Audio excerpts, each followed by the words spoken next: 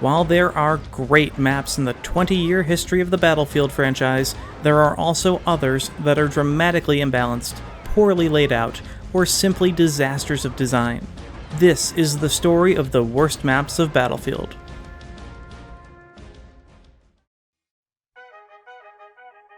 I am very conflicted about making a video about this map.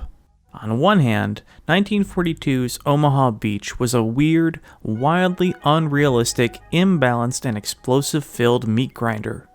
On the other hand, it's also Omaha Beach, and being an imbalanced, explosive-filled meat grinder is historically kind of the point.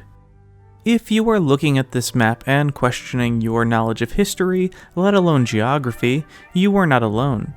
In order to save as much time and resources as they could, Omaha Beach was turned into a cove. Nothing exists to the left or right of the main beach except for gigantic cliff edges. It is a minimalistic, almost play-it-safe design, which possibly was rushed to completion or limited by the engine capabilities during the early years. I completely get why it was done, but what it resulted in is the reason we revisit it today. Omaha Beach replicates the original battle with a 3-flag conquest assault layout. There exists 3 levels of elevation, each with a capture point. As you can tell by the deployment overview, the playable area is tiny, yet it's surprisingly comparable to 2142's Cerber Landing. Getting started as the US attackers places you on a single destroyer out in the channel.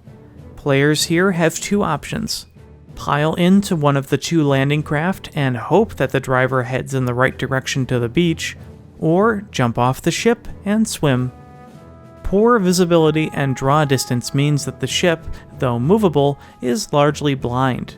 This effect can be mitigated once players hit the beach and use the oft-forgotten sniper class ability of spotting targets using the binoculars.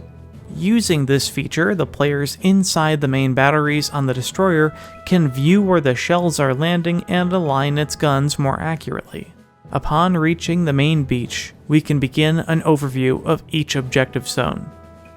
The beach is an open, exposed, funneled area consisting of minor craters and divots, as well as a smattering of tank traps and beached landing craft, which provide the only realistic cover.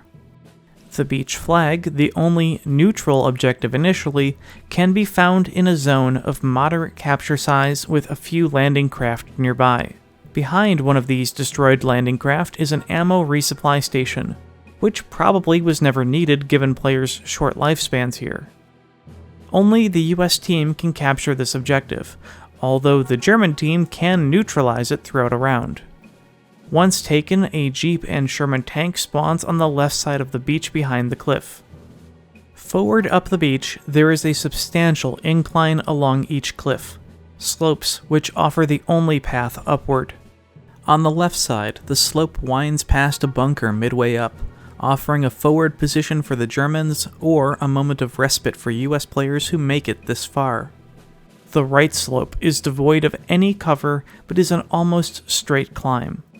Reaching the top of these 2 inclines, you can find the German fortifications.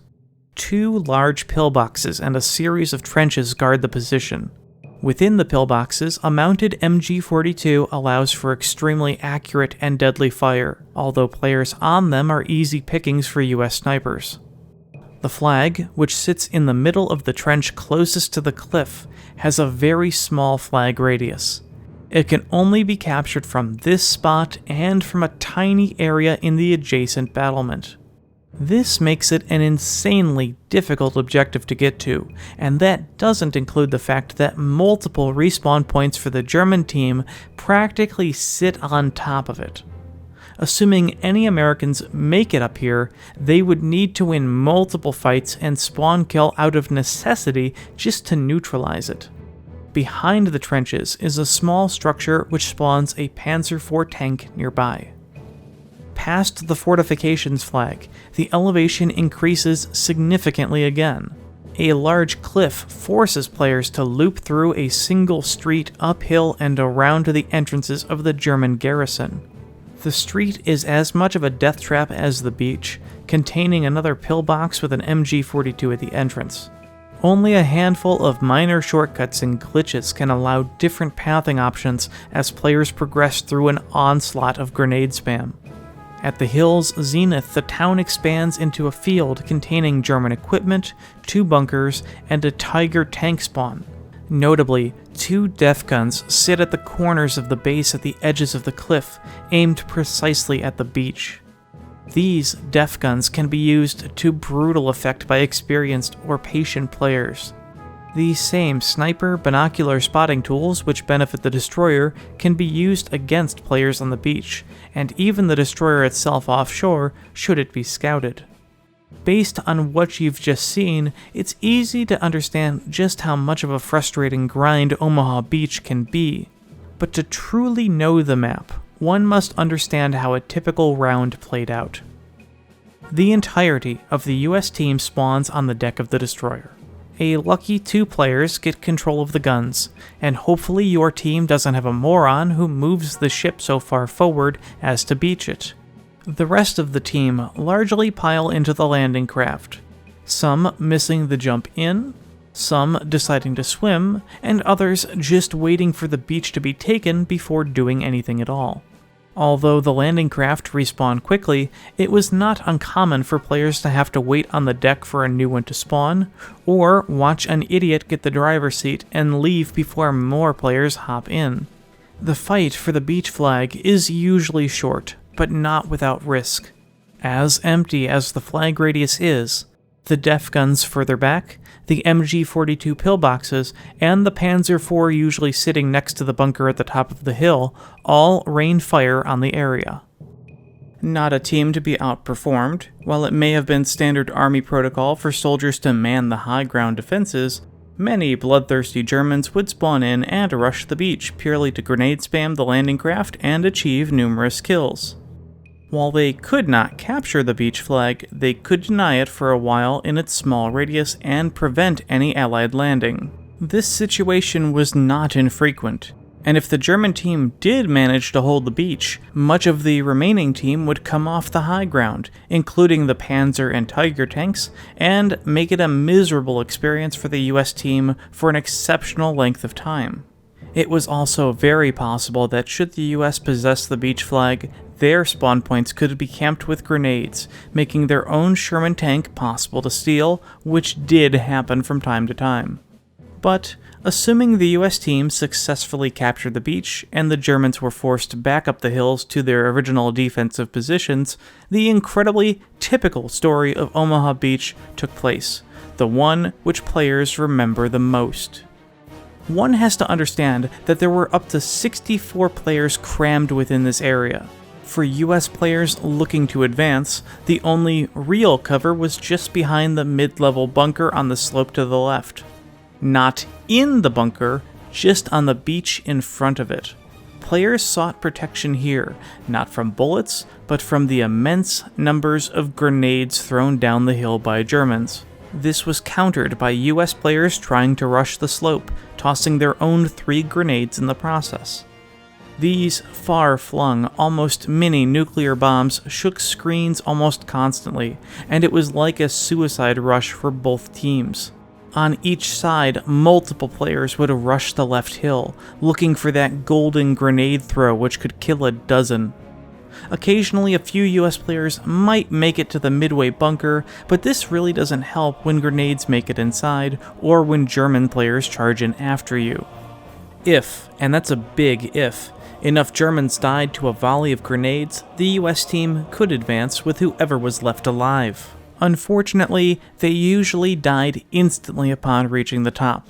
For you see, here is where either the Panzer IV or the Tiger tank sat, shelling the beach and sometimes pushing up a tad to get a shot off on the hill. The German tanks usually split up, claiming one hill for themselves, as that was plenty enough to defend. As most players making it up the slopes were the medic class anyway, there was almost nothing they could do but die, or try to dive into the trenches, where the entire respawning German team would be. But this wasn't the only problem for Allied pushes. Those def guns on the 3rd tier flag could aim low enough to smack the top of each hill, creating a devastating shot which would wipe friend and foe alike off the face of the earth. If the tank couldn't stop a push, those def guns certainly could. The right side hill, for what it's worth, was far less frequented by players given how exposed they were on it.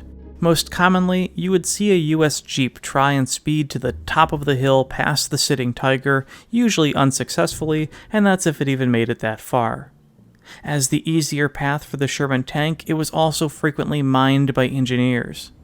Speaking of which, the engineer class found itself incredibly useful for the defenders for more than just landmines. With only 2 routes funneling up a cliff, tossing dynamite over the edges for kills was a norm, especially with ammo boxes close at hand. And if a hill was being pushed, that dynamite was placed at the top of the hill for the next group of players who made it up. Sniper players on both teams were a mainstay, perhaps contributing to its popularity.